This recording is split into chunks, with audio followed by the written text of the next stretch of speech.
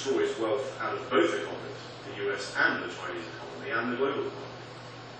But it may lead to the Chinese firm having a greater market share of a declining market.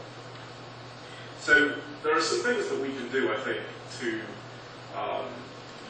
roll back the rising tide of state-led capitalism, which is that, that twin existential threat I talked about at the beginning. There are some things that we can actually do to roll that back and to promote free market capitalism, true free market capitalism, which is competition as an organizing economic principle. There are some things we can do to do that. But what can we do about the bigger problem, which is the moral case, the moral defense of the free market system right here and now? Well, I think in that case, there have to be millions of conversations. I think those of us who have favoured free markets or understand the benefits of free markets and free trade around the world, we've essentially delegated the role of selling that notion, selling the idea that we live in a non-zero-sum world, where the pie can grow or contract depending on what you do. We've delegated that to political operatives, to people who just left college, and we haven't given them the tools to be able to argue this. Because it is very easy to believe that it's a zero-sum world. That if somebody's getting rich, it's because somebody else is getting poor. It's very easy to believe that. I think if the election shows us anything at all, it shows us how easy it is for people to believe that. But we have to get on the battlefield, and we have to express the moral case for free markets in very clear and unambiguous terms.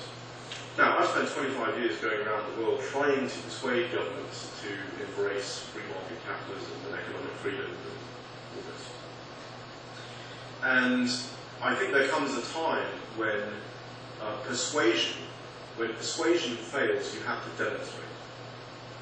And in the US, if we lose this argument, if we lose the moral case for free markets in the US, then there is no beacon in the world that is the active proponent of this system. And then we will need somehow to demonstrate that free market capitalism actually works and actually lifts the poor and the continent. And Bonnie mentioned at the beginning of her introduction that our roundtable on trade and competition is engaged in some of these projects around the world, notably with the governments of Honduras, Morocco, some African countries. We are engaged in a project to build, you can call them free economic cities, you can call them special administrative regions, you can call them prosperity zones, it really doesn't matter what you call them.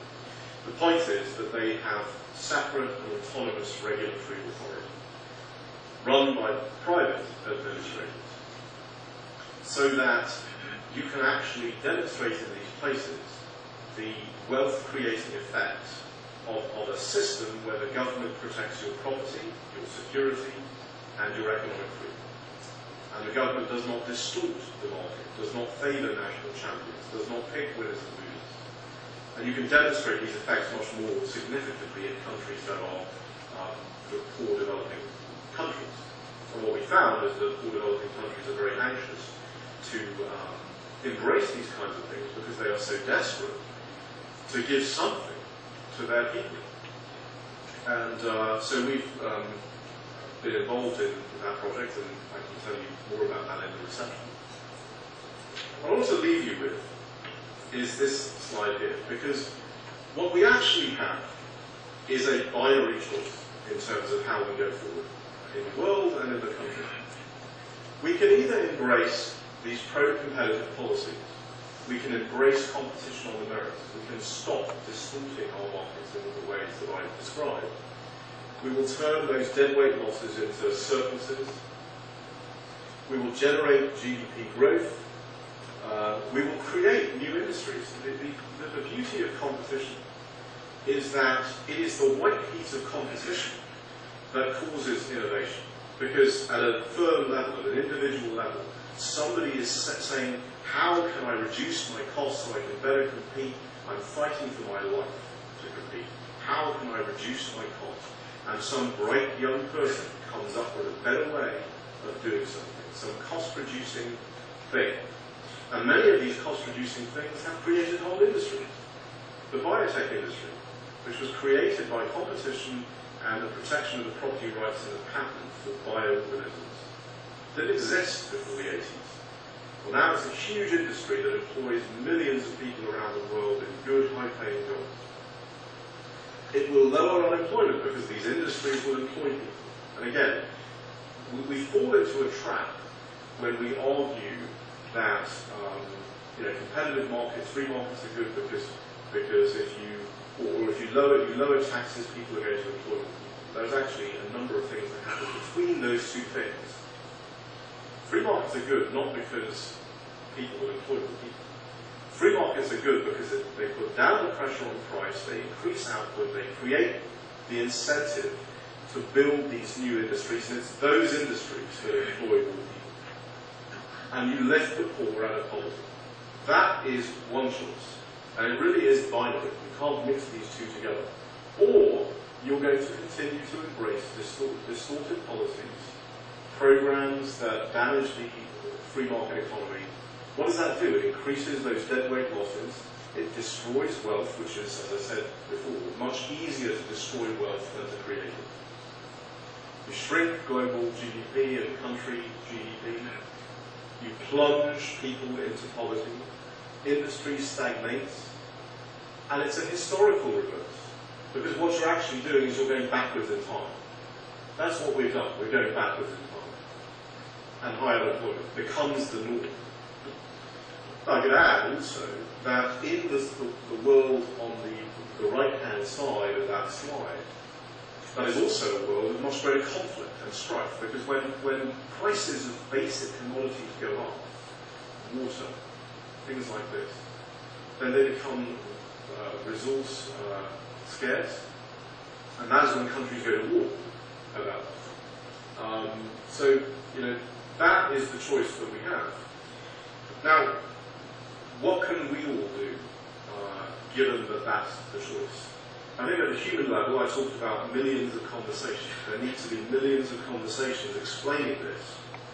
We need to overcome zero-sum thinking. We need to demonstrate that the world is a non-zero-sum world. We need to explain that free markets, that the mythology that free markets are for the rich and government programs are for the poor. We need to explode that mythology. And we need to explain this to our fellow Americans. We have to present this case we have to present the moral case in clear, unambiguous terms. If we don't do this, then instead of a world that we can leave to our children where there is hope and opportunity, a world where they can realise their dreams, we're going to leave a world to our children of despair and hopelessness, where 20% unemployment is the norm, where the dream of owning your own home is a distant fiction.